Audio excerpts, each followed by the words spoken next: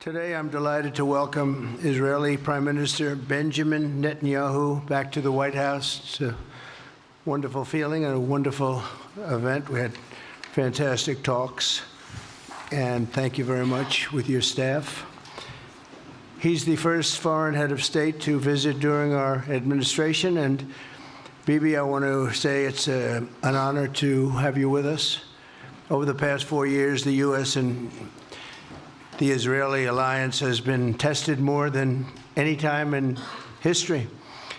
But the bonds of friendship and affection between the American and Israeli people have endured for generations, and they are absolutely unbreakable. They are unbreakable.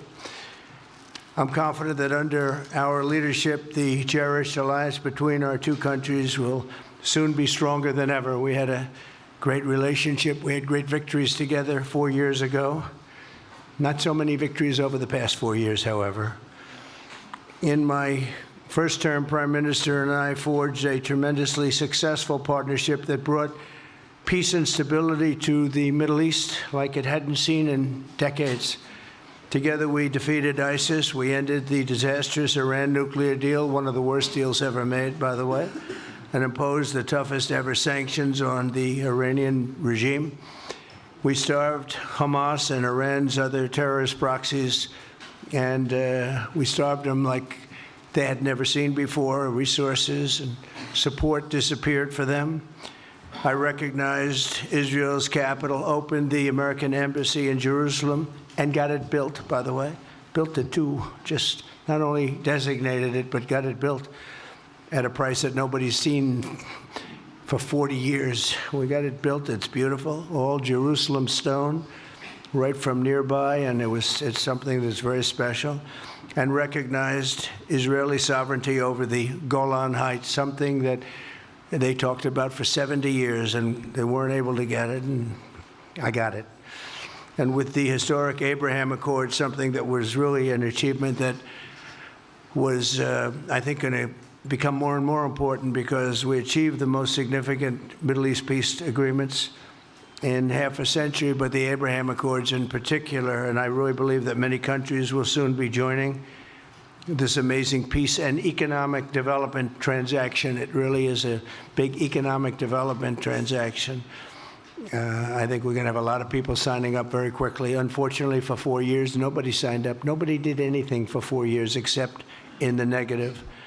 Unfortunately, the weakness and incompetence of those years, those past 4 years, the grave damage around the globe that was done, including in the Middle East, grave damage all over the globe. The horrors of October 7th would never have happened if I were president. The Ukraine and Russia disaster would never have happened if I were president. Over the past 16 months, Israel has endured a sustained, aggressive, and murderous assault on every front, but they fought back bravely. You see that, and you know that. What we have witnessed is an all-out attack on the very existence of a Jewish state in the Jewish homeland. The Israelis have stood strong and united in the face of an enemy that has kidnapped, tortured, raped, and slaughtered innocent men, women, children, and even little babies. I want to salute the Israeli people for meeting this trial with courage and determination and unflinching resolve. They have been strong. In our meetings today, the Prime Minister and I focused on the future, discussing how we can work together to ensure Hamas is eliminated and ultimately restore peace to a very troubled region. It's been troubled, but what's happened in the last 4 years has not been good. I want to thank Prime Minister Netanyahu for working closely with my transition team, the Special Envoy Steve Witkoff, who's here somewhere. Steve? Stand up, Steve, please. What a job you've done. What a good job you've done. Proud of you. Done a fantastic job. National Security Advisor Mike Waltz. Thank you, Mike, for working so well with us. Thank you. We have, in addition, Marco Rubio, who is on the phone right now, listening to every single word that we say, and he's going to be great. And Pete, congratulations. And Scott, congratulations. I see you're here. And Caroline's been doing a great job. She's really probably talked about more than anybody here. She's done a fantastic job, and thank you very much, Caroline. We're proud of you. But we'll only be satisfied when all of these problems are solved, and we have the team to solve them, and that's going to happen. And it's going to happen, I think, very quickly. I also strongly believe that the Gaza Strip, which has been a symbol of death and destruction for so many decades, and so bad for the people anywhere near it, and especially those who live there, and frankly, who's been really very unlucky. It's been very unlucky. It's been an unlucky place for a long time. Being in its presence just has not been good, and it should not go through a process of rebuilding and occupation by the same people that have really stood there and fought for it and lived there and died there and lived a miserable existence there. Instead, we should go to other countries of interest with humanitarian hearts, and there are many of them that want to do this, and build various domains that will ultimately be occupied by the 1.8 million Palestinians living in Gaza, ending the death and destruction and, frankly, bad luck. This can be paid for by neighboring countries of great wealth. It could be 1, 2, 3, 4, 5, 7, 8, 12. It could be numerous sites, or it could be one large site. But the people will be able to live in comfort and peace, and we'll make sure something really spectacular is done. They're going to have peace. They're not going to be shot at and killed and destroyed like this civilization of wonderful people has had to endure. The only reason the Palestinians want to go back to Gaza is they have no alternative. It's right now a demolition site. This is just a demolition site. Virtually every building is down. They're living under fallen concrete that's very dangerous and very precarious. They instead can occupy all of a beautiful area with homes and safety, and they can live out their lives in peace and harmony instead of having to go back and do it again. The U.S. will take over the Gaza Strip, and we will do a job with it, too. We'll own it and be responsible for dismantling all of the dangerous unexploded bombs and other weapons on the site, level the site and get rid of the destroyed buildings, level it out, create an economic development that will supply unlimited numbers of jobs and housing for the people of the area. Do a real job, do something different. Just can't go back. If you go back, it's going to end up the same way it has for 100 years. I'm hopeful that this ceasefire could be the beginning of a larger and more enduring peace that will end the bloodshed and killing once and for all. With the same goal in mind, my administration has been moving quickly to restore trust in the alliance and rebuild American strength throughout the region. And we've really done that. We're a respected nation again. A lot's happened in the last couple of weeks. We are actually a very respected nation again. I ended the last administration's de facto arms embargo on over $1 billion in military assistance for Israel. And I'm also pleased to announce that this afternoon, the United States withdrew from the anti-Semitic UN Human Rights Council and ended all of the support for the UN Relief and Works Agency, which funneled money to Hamas and which was very disloyal to humanity. Today, I also took action to restore a maximum pressure policy on the Iranian regime, and we will once again enforce the most aggressive possible sanctions, drive Iranian oil exports to zero, and diminish the regime's capacity to fund terror throughout the region and throughout the world. We had no threat when I left office.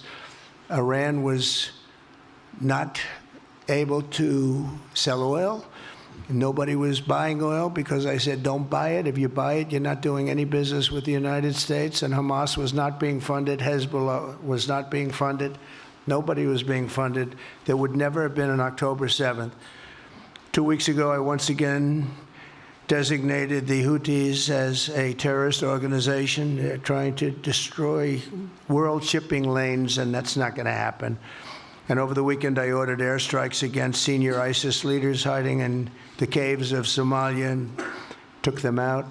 Here in America, we've begun the process of deporting foreign terrorists, jihadists, and Hamas sympathizers from our soil, just as we have people that are extremely evil, and we're sending them out of our country. They came from jails. They came from mental institutions and insane asylums, and they were dumped into our country. They're gang members. We're getting them out at numbers that nobody can actually believe. And every single country is taking those people back. They said they would never take them back, and they're all taking them back, and they're taking them back very gladly. And I recently signed an executive order combating the vile wave of anti-Semitism that we've seen in the aftermath of the October 7th attacks. Together, America and Israel will renew the optimism that shined so brightly just 4 years ago. It was really a bright, beautiful light.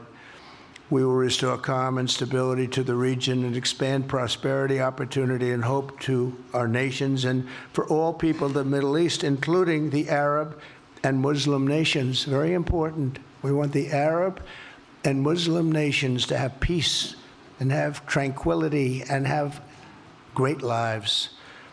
I'd like to now invite Prime Minister Netanyahu to say a few words, and we'll take some questions afterwards. Thank you very much. Thank you, Mr. President. I'm honored that you invited me to be the first foreign leader to visit the White House in your second term. This is a testament to your friendship and support for the Jewish state and the Jewish people. I've said this before, I'll say it again. You are the greatest friend Israel has ever had in the White House.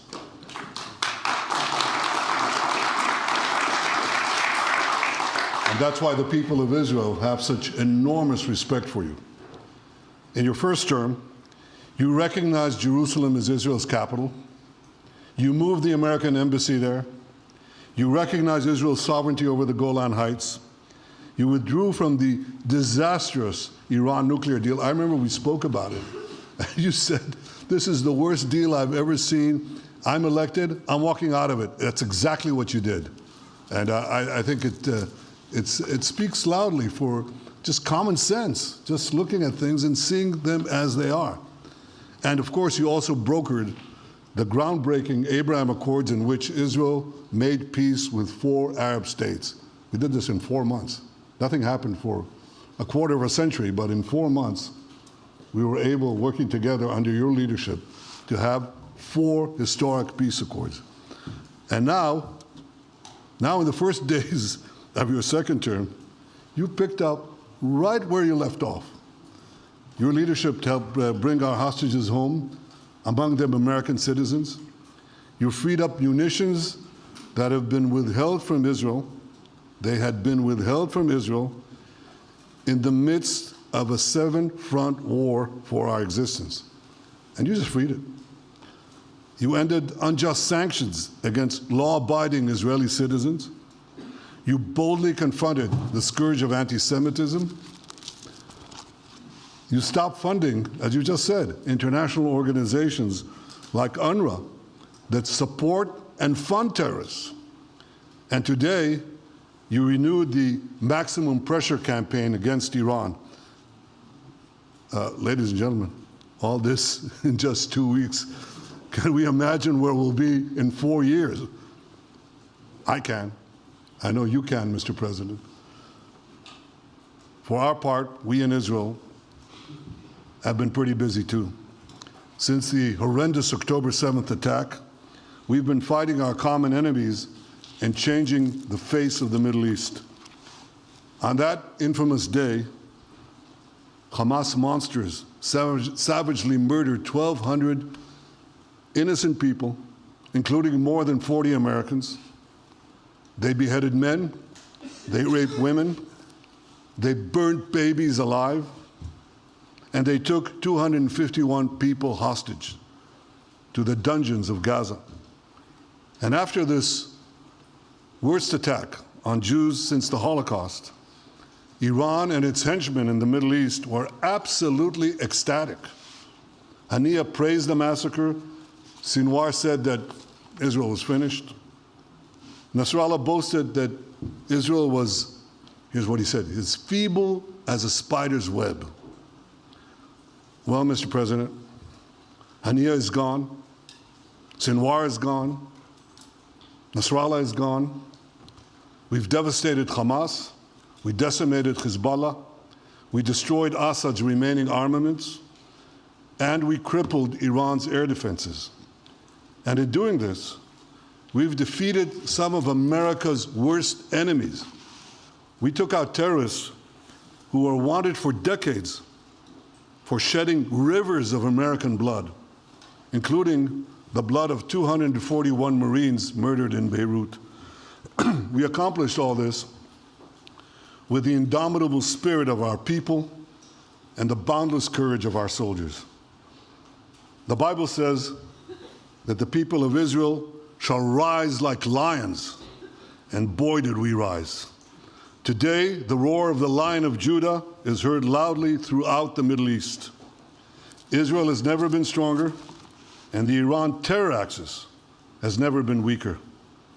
But as we discussed, Mr. President, to secure our future and bring peace to our region, we have to finish the job. In Gaza, Israel has 3 goals: destroy Hamas's military and governing capabilities, secure the release of all of our hostages, and ensure that Gaza never again poses a threat to Israel. I believe, Mr. President, that your willingness to puncture conventional thinking that has failed time and time and time again, your willingness to think outside the box with fresh ideas will help us achieve all these goals. And I've seen you do this many times. You cut to the chase. You see things others refuse to see. You say things others refuse to say. And after the jaws drop, people scratch their heads and they say, you know, he's right. And this is the kind of thinking that enabled us to bring the Abraham Accords. This is the kind of thinking that will reshape the Middle East and bring peace. We also see eye to eye on Iran. That's the same Iran that tried to kill us both. They tried to kill you, Mr. President. They tried through their proxies to kill me. We're both committed to rolling back Iran's aggression in the region and ensuring that Iran never develops a nuclear weapon. Mr. President, ladies and gentlemen, Israel will end the war by winning the war. Israel's victory will be America's victory. We will not only win the war, working together, we will win the peace. With your leadership, Mr. President, and our partnership, I believe that we will forge a brilliant future for our region and bring our great alliance to even greater heights. Thank you. Thank you very much, baby. Very nice. Thank you. And J.D. Vance, everybody. J.D., please, Vice President, stand up. He's been doing a good job. He's been working very hard on all things, but this in particular. We'll take some questions, please. Yes, ma'am. Go ahead, please. Go ahead. Yeah, go ahead. Mr. President, can a normalization deal with Saudi Arabia be achieved without the acknowledgement of a Palestinian state? That question for you too, Mr. Prime Minister. And Mr. President, given what you've said about Gaza, did the U.S. send troops to help secure the security vacuum? So Saudi Arabia is going to be very helpful, and they have been very helpful. They want peace in the Middle East. It's very simple. We know their leader and their leaders very well. They're wonderful people, and they want peace in the Middle East. As far as Gaza is concerned, we'll do what is necessary. If it's necessary, we'll do that. We're going to take over that peace, and we're going to develop it, create thousands and thousands of jobs, and it'll be something that the entire Middle East can be very proud of. But everybody feels that continuing the same process that's gone on forever, over and over again, and then it starts, and then the killing starts, and all of the other problems start, and you end up in the same place, and we don't want to see that happen. So by the United States, with its stability and strength, owning it, especially the strength that we're developing and developed over the last fairly short period of time, I would say really since the election, I think will be a great a keeper of something that is very, very strong, very powerful, and very, very good for the area, not just for Israel, for the entire Middle East. Very important. And we'll, again, have thousands of jobs, and there'll be jobs for everyone, not for a specific group of people, but for everybody. Okay, please. I think peace between Israel and Saudi Arabia is not only feasible, I think it's going to happen. I think if we had another half a year in your first term, it would have already happened. True. Many, many more, I agree, many more nations. I think you can't prejudge and pre-guess how we'll achieve it, but I'm committed to achieving it. And I know the president is committed to achieving it, and I think the Saudi leadership is interested to achieve it. So we'll give it a good shot, and I think we'll succeed. Yeah, please, go ahead. First of all, President Trump, did you hear from Prime Minister Netanyahu at your meeting guarantees that a ceasefire will hold, including phase 2, and Prime Minister Netanyahu working with you? Why are you refusing to set up a national commission to investigate failures of the process? Well, I can't tell you whether or not the ceasefire will hold. We've done, I think, a very masterful job. We weren't helped very much by the Biden administration, I can tell you that. But we've gotten quite a few hostages out. We're going to get more out. But we're dealing with very complex people. And we are going to see whether or not it holds. We certainly want to have more come out. They've come out damaged in many ways, very damaged people. But they're going to get better, and they're going to be strong, and they're going to have a good life. And we hope to get as many as possible out. Whether or not it holds, I don't know. We hope it holds. We hope it holds. I think that at the appropriate time, which I think will enable us to really investigate what happens, what were the causes of the failures, by an independent commission that will be accepted by the majority of the people. We don't want it accepted by one half of the people and not the other. I think we should have it, and we should find out exactly what happened. I'm insisting on it. And believe me, it'll surprise a lot of people when it happens. Kelly, go ahead. You are outlining something that is really quite striking tonight. You are talking about... Thank you, Mr. President, Mr. Prime Minister. You are talking tonight about the United States taking over a sovereign territory.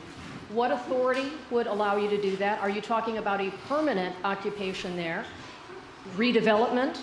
And Mr. Prime Minister, do you see this idea as a way to expand the boundaries of Israel and to have a longer peace, even though the Israeli people know how important that land is to you and your citizens, just as the space is inherited by the Palestinians as well?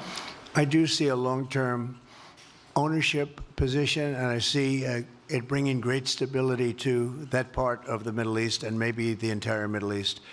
And everybody I've spoken to, this was not a decision made lightly. Everybody I've spoken to loves the idea of the United States owning that piece of land, developing and creating thousands of jobs with something that will be magnificent in a really magnificent area that nobody would know. Nobody can look because all they see is death and destruction and rubble and demolished buildings falling all over. It's just a terrible sight. I've studied it. I've studied this very closely over a lot of months, and I've seen it from every different angle. And it's a very, very dangerous place to be, and it's only going to get worse. And I think this is an idea that's gotten tremendous, and I'm talking about from the highest level of leadership, gotten tremendous praise. And if the United States can help to bring stability and peace in the Middle East, we'll do that. Bibi? I mentioned again tonight our 3 goals. And the third goal is to make sure that Gaza never poses a threat to Israel again. President Trump is taking it to a much higher level. He sees a different future for that piece of land that has been the focus of so much terrorism, so many attacks against us, so many trials and so many tribulations. He has a different idea. And I think it's worth paying attention to this. We're talking about it. He's exploring it with his people, with his staff. I think it's something that could change history, and it's worthwhile really pursuing this avenue. Yeah, please, go ahead. Go ahead. Right. President, I have a question for you. Can you hear me?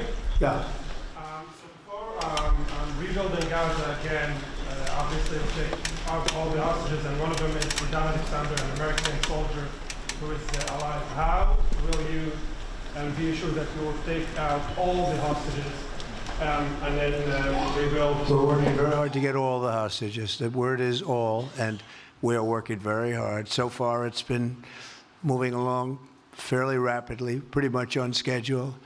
I'd love to have them all out at one time, but we're taking them out, and tomorrow more are being released, and over the days more, and then we'll go into a phase 2. But we'd like to get all of the hostages, and if we don't, it will just make us somewhat more violent. I will tell you that, because they would have broken their word. Mr. Witkoff and his entire group have been working 24 hours around the clock, and they want them out, and promises have been made to them, and we'll see whether or not those promises will be kept. But we want all the hostages, that's right. How much time do you think it will take? Mr. President, do you support Israeli sovereignty in Judea and Samaria, areas which many believe is the biblical homeland of the Jewish people? Well, we're discussing that with many of your representatives. You're represented very well, and people do like the idea, but we haven't taken a position on it yet. But we will be we'll be making an announcement probably on that very specific topic over the next 4 weeks. Go ahead, please. Please. Thank you so much, Mr. President. You just said that you think all the Palestinians should be relocated to other countries. Does that mean that you do not support a two-state solution? It doesn't mean anything about a two-state or one state or any other state. It means that we want to have, we want to give people a chance at life. They have never had a chance at life because the Gaza Strip has been a hellhole for people living there. It's been horrible. Hamas has made it so bad, so dangerous, so unfair to people. And by doing what I'm recommending that we do, it's a very strong recommendation, but it is a strong recommendation. By doing that, we think we're going to bring perhaps great peace to long beyond this area. And I have to stress, this is not for Israel. This is for everybody in the Middle East, Arabs, Muslims. This is for everybody. This would be where they can partake in terms of jobs and living and all of the other benefits. And I think it's very important. It just doesn't work the other way. You know, you can't keep trying. They just has been going along for so many decades, you can't even count. You just can't keep doing. You have to learn from history. You can't keep doing the same mistake over and over again. Gaza is a hellhole right now. It was before the bombing started, frankly. And we're going to give people a chance to live in a beautiful community that's safe and secure. And I think you're going to see a tremendous outflowing of support. I can tell you, I spoke to other leaders of countries in the Middle East, and they love the idea. They say it would really bring stability, and what we need is stability. Yes, sir, please. Go ahead. Thank you. Are you still committed to imposing sanctions on the ICC, despite the move being stalled in the Senate? And please, a question for the Prime Minister as well. The President has been very clear about his desire to achieve a deal with Saudi Arabia. How do you settle this if Israel is required to renew the war against Hamas in the future? Go ahead, Bibi. I think everybody understands that just as the President fought and defeated al-Qaeda and ISIS, that we can't leave Hamas there because Hamas will continue the battle to destroy Israel. They'll do, you know, when in this temporary ceasefire, one of their leaders comes out, you know what he says? We're going to do October 7th again, except we'll do it bigger. So obviously, you can't talk about peace neither with Hamas or in the Middle East if this, toxic, murderous organization is left standing. Any more that you could make peace in Europe after World War II, if the Nazi regime was left standing and the Nazi army was left standing. You want a different future? You got to knock out the people who want to destroy you and destroy peace. That's what we're going to do. I think that will also usher in, actually, the peace with Saudi Arabia and with others. And I think there will be others, too. Yes, ma'am. Go ahead. As a high expectation from you. Do you have any plan to change Afghanistan situation? Are you able to recognize Taliban? Because I'm an Afghan journalist, Afghan suffered woman. Any comment about Afghanistan? What's your future plan for Afghan people, especially Afghanistan? I have a little hard time understanding you. Where are you from? Oh. Actually, it's a beautiful voice and a beautiful accent. The only problem is I can't understand a word you're saying. But I just say this, good luck, live in peace. Go ahead, please. That's okay, yeah, please. Prime Minister, you said earlier today that it was tough for you to implement these sanctions on Iran, but you did indicate that you were willing to negotiate with them. What would that look like, and are you in conversations with them? And the same for the Prime Minister, sir. I hated doing it. I want Iran to be peaceful and successful. I hated doing it. I did it once before, and we brought them down to a level where they were unable to give any money. They had to survive themselves, and they had no money. They were essentially broke, and they had no money for, as I said, Hezbollah. They had no money for Hamas. They had no money for any form of terror. The 28, if you call it, the 28 sites of terror, they had no money for any of it.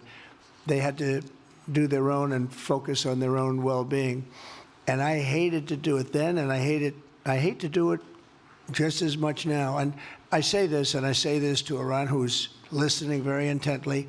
I would love to be able to make a great deal, a deal where you can get on with your lives and you'll do wonderfully. You'll do wonderfully. Incredible people, industrious, beautiful, just an unbelievable group of people in Iran. And I know them well, have many friends from Iran and many friends that are Americans from Iran, and they're very proud of Iran.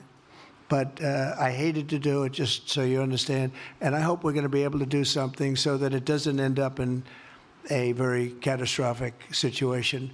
I don't want to see that happen. I really want to see peace, and I hope that we're able to do that. They cannot have a nuclear weapon. It's very simple. I'm not putting restrictions. They cannot have one thing. They cannot have a nuclear weapon. And if I think that they will have a nuclear weapon, despite what I just said, I think that's going to be very unfortunate for them. If, on the other hand, they can convince us that they won't, and I hope they can. It's very easy to do. It's actually very easy to do. I think they're going to have an unbelievable future. Yeah, please, sir, go ahead. You just laid out your plan for Gaza. Yes. Can you lay out your plan for Ukraine and also... For Ukraine? For Ukraine, yes. You consider yourself a strong leader. You blamed your predecessor for letting Russia to take over Ukraine. Will you demand from Putin to get out of Ukraine, from sovereign territory of Ukraine?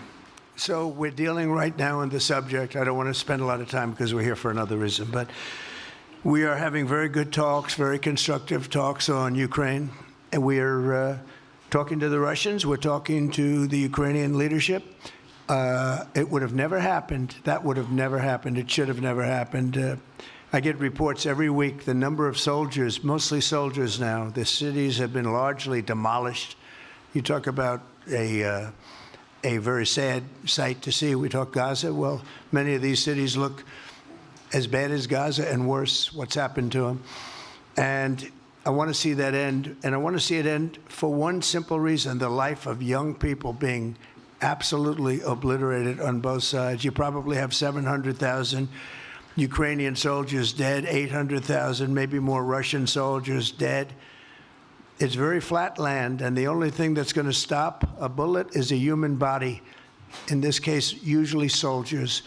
And the numbers are staggering when you hear the real numbers in Ukraine, what the numbers are. And this doesn't include the cities that have been demolished and all of the people that were killed.